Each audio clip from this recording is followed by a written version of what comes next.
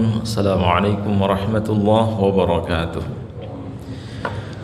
Alhamdulillahi rabbil alamin, wabihi nasta'inu ala umurid dunya waddin, wassalatu wassalamu ala ashrafil anbiya'i wal mursalin, sayyidina wa maulana Muhammadin wa ala alihi wa ashabihi wa man tabi'ahum bi ihsanin ila yaumiddin.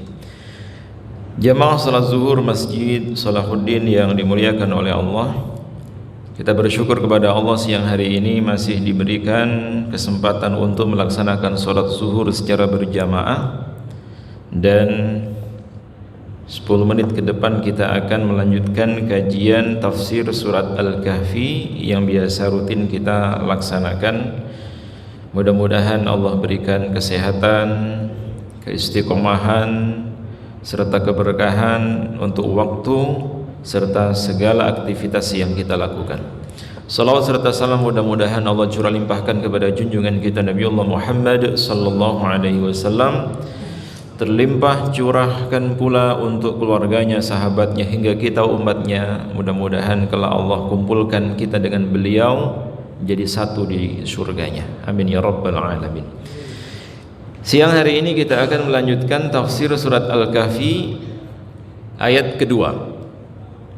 Ayat kedua dari surat Al-Kahfi, sebagaimana sebelumnya pada ayat pertama Allah Subhanahu wa taala berfirman, A'udzubillahi minasyaitonirrajim. Bismillahirrahmanirrahim.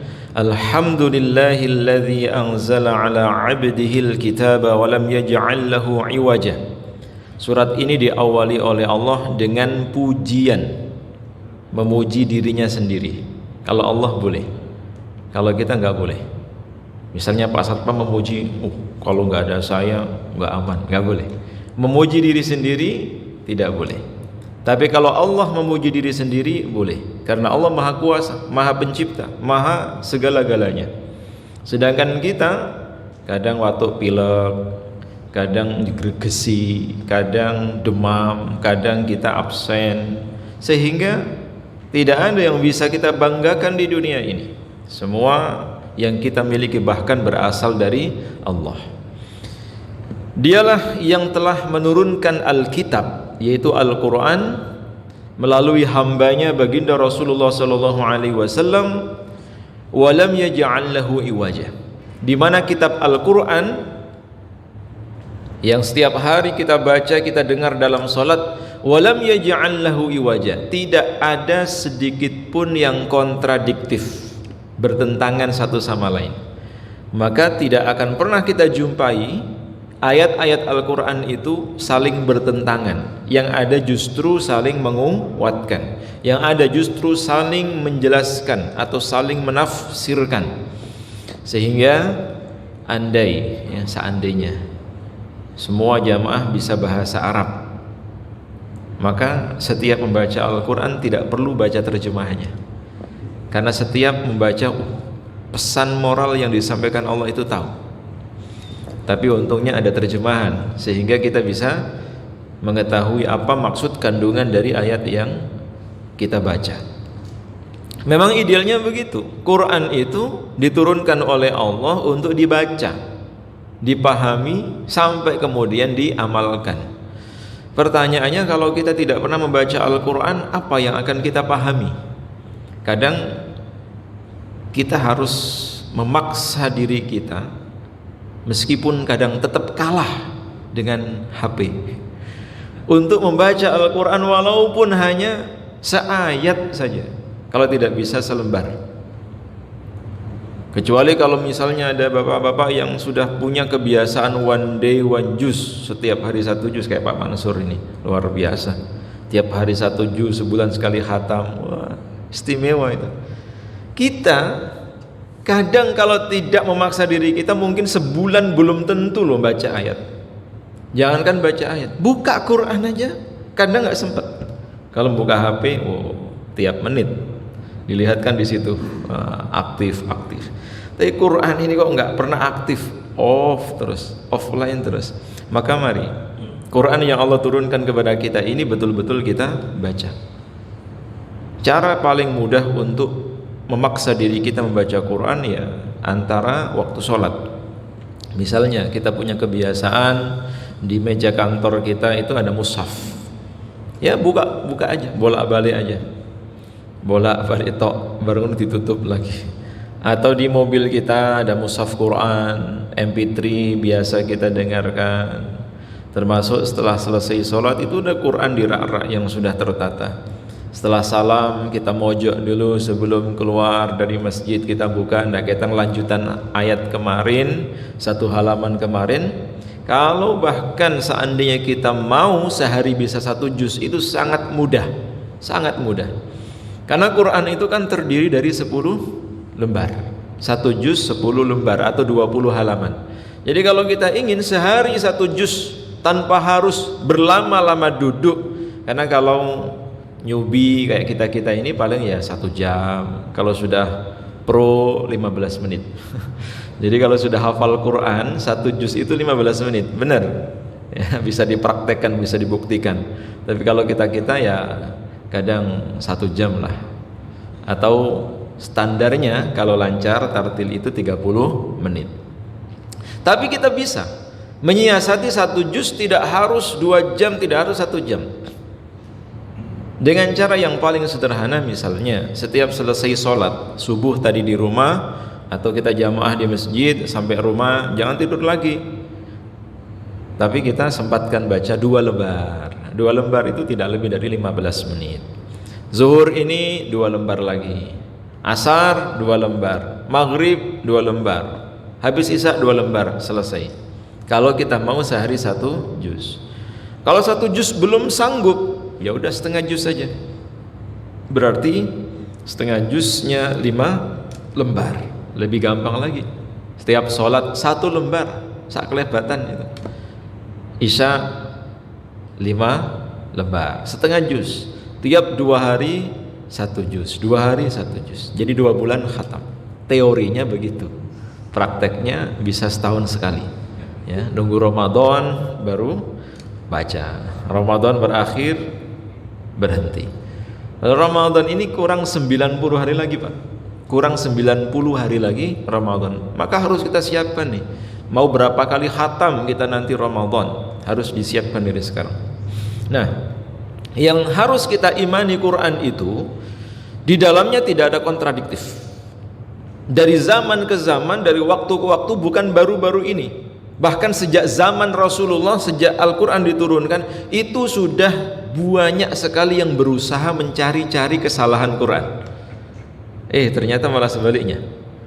Mereka justru tidak menemukan kesalahannya, malah sebaliknya mereka dapat hidayah. Dapat hidayah. Banyak yang menjadi muslim, mu'alaf, karena awalnya mencari kesalahan Quran. Allah kasih hidayah.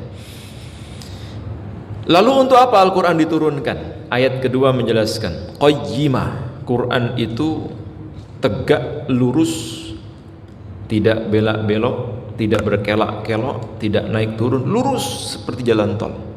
Pembahasannya, penjelasannya begitu detail, bahkan dia bisa mengokohkan di mana Al-Quran diturunkan oleh Allah dengan 2 tujuan sekaligus. Tujuan yang pertama adalah liyungdhira ba'san syadidan min ladunhu, memberikan peringatan. Quran itu bisa diklasifikasikan isinya ada 2 bagian. Bagian yang pertama berisikan peringatan, warning, nasihat, peringatan, atau mungkin juga bisa disebut ya ada larangan-larangan, ada ketentuan-ketentuan. Bahkan di situ juga termasuk ada ancaman-ancaman.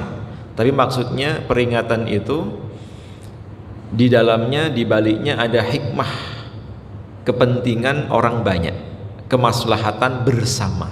Contoh sebagaimana kita di traffic light itu kan ada lampu merah, traffic light. Kenapa lampu merah berhenti? Kenapa kita harus berhenti? Harus berhenti.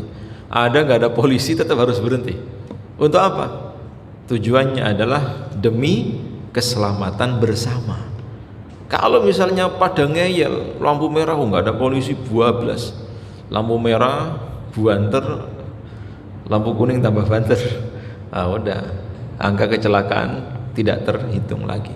Begitu pula dengan Al-Quran. Kenapa ada larangan? Larangan-larangan Allah di dalam Al-Quran itu kadang, kata Bang Roma, itu yang asyik-asyik, yang enak-enak dilarang. Ternyata di balik larangan itu ada hikmah yang sangat bermanfaat untuk manusia. Misalnya dilarang korupsi. Kenapa? Merugikan orang banyak. Dilarang membunuh. Kenapa? Menghilangkan nyawa.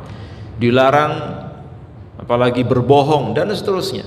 Larangan-larangan itu pasti negatif, dan norma hukum positif yang berlaku di negara kita sama, tidak bertentangan. Misalnya nih, ada KUHP tentang pencurian. Sejak awal Quran sudah melarang pencurian, bahkan dengan tegas. Wassariqu wassariqatu faqta'u aydiyahum. Lebih tegas lagi itu. Sampai ada yang mengatakan, Quran itu radikal. Kenapa? Ada hukum potong tangan. Padahal tidak semuanya mencuri itu potong tangan. Enggak kok kemudian ada orang mencuri langsung potong tangan, melainkan melalui proses yang sangat panjang, di mana kerugian negara kalau sekarang itu sangat besar, harta yang diambil itu merugikan orang banyak dan terbukti bersalah, baru potong tangan. Itu pun enggak langsung potong sampai lengan, tidak, melalui proses. Kalau ini diterapkan kayaknya aman Indonesia ya. Naruh motor depan rumah, kono-kono jubuan, nggak ada yang berani, nggak ada yang berani. Tapi kalau setahun, 2 tahun, banyak residivis itu. Ya, residivis itu kan mantan narapidana, kembali melakukan pencurian, padahal baru saja keluar dari penjara, nggak ada efek jerahnya. Nah, ya tidak harus potong tangan. Kalau memang efek jerahnya ada, insya Allah sudah bisa diterapkan. Tapi larangan Quran itu ada korelasinya dengan hukum positif kita. Larangan berzina, ada nggak KUHP-nya? Ada. Sampai larangan membunuh, ada, itu pasal 340. Jelas sekali. Quran sudah sejak lama melarang itu. Maka Al-Quran memberikan peringatan kepada siapapun yang melakukan pelanggaran bahwa semua ada konsekuensinya. Semua ada hukumannya. Tapi tidak hanya itu. Quran itu tidak hanya berisi larangan, tidak ada sekedar berisi peringatan. Wa yubashsyiral mu'minin, akan tetapi Quran juga memberikan kabar gembira. Ada bebungah. Tahu bebungah enggak? Ya. Bebungah, bisyarah. Bisyarah itu artinya kabar gembira. Wa yubashsyiral mu'minina alladzina ya'maluna ash-shalihat anna lahum ajran kabira, anna lahum ajran hasana. Kalau di dalam surat Al-Isra ayat 9, anna lahum ajran kabira. Al-Quran itu juga memberikan kabar gembira kepada orang-orang yang beriman, yang mengerjakan amal saleh, termasuk kita salat zuhur berjamaah, menghadiri majelis ilmu, setelah itu lanjut bekerja, ada balasan yang sangat besar. Apa itu? Pahala yang bukan hanya nanti dinikmati di akhirat, termasuk juga Allah berikan balasan itu di dunia. Berupa apa? Minimal ketenangan, keberkahan, kebahagiaan. Dan itulah sebetulnya tujuan utama kita hidup di dunia ini. Kalau disuruh pilih punya uang banyak atau pilih bahagia, tidak ada jawaban dua-duanya. Kira-kira milih mana? Kalau saya milih uang banyak dan bahagia. Apakah bisa seperti itu? Bisa. Tidak hanya salah satunya, bahkan dua-duanya. Dengan cara apa?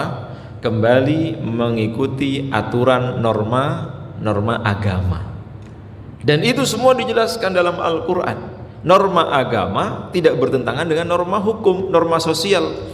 Maka ketika kita misalnya menjalankan agama, itu secara tidak langsung menjalankan hukum sosial yang memang dijunjung tinggi oleh manusia. Contoh misalnya ya, tentang keluarga.